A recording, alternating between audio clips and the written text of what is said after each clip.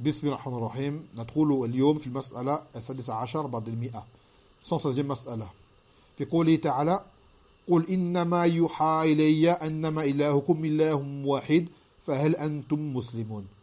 Dans le sens où Allah dit il ne m'est seulement révélé que votre divinité n'est qu'une seule divinité.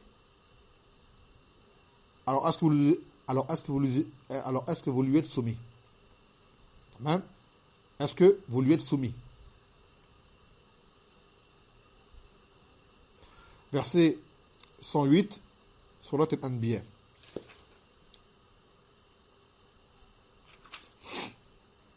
فقال المؤلف رحمه الله تعالى عبر في هذه الآية الكريمة باللفظ إنما وهي تدل على الحصر عند الجمهور وعليه فهي تدل على حصر الوحي في توحيد الألوهية. Donc ce verset, Allah Azza wa Jal a employé le terme innama, qui est un terme de restriction, de limite, qu'on traduirait par seulement. Alors tu dis innama Zayd fil bayt, tu dis qu'il n'y a que Zayd qui est dans la maison. Cela, c'est le sens de innama chez la plupart des ulama.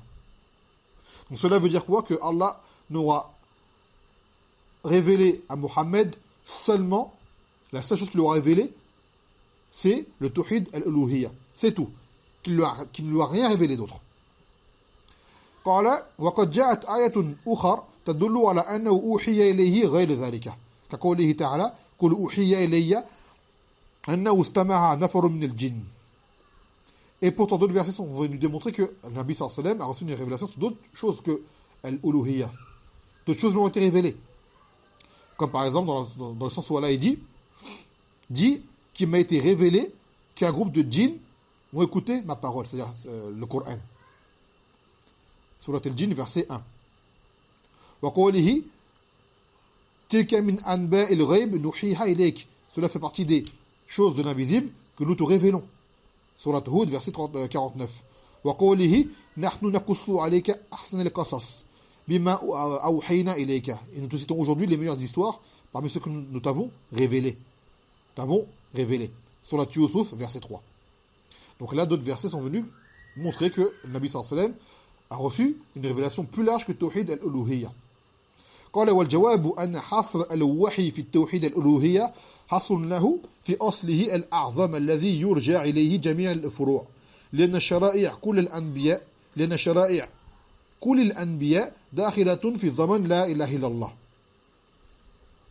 Donc il dit tout simplement que cela était limité à lui, le fait de dire qu'il n'a reçu que Tawhid al-Uluhiyya, tout simplement que cela c'est le fondement principal, la base de tout, à laquelle reviennent toutes les branches dans la religion, et que toutes les utilisations des autres anbiya rentrent dans le sens de la ilaha illallah. D'accord? Donc tout cela revient à un même point, de la ilaha illallah.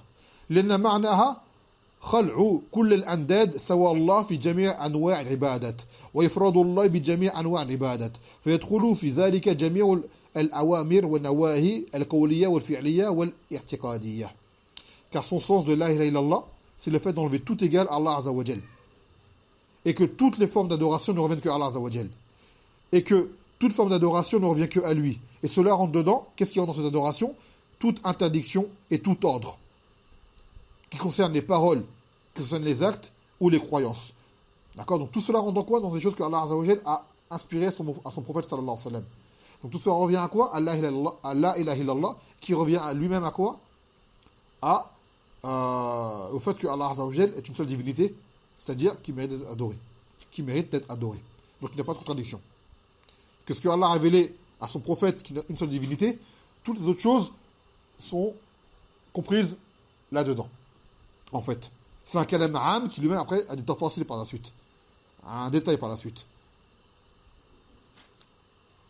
نعم هذا هو الجواب من هذه الآية والله تعالى أعلم والحمد لله رب العالمين.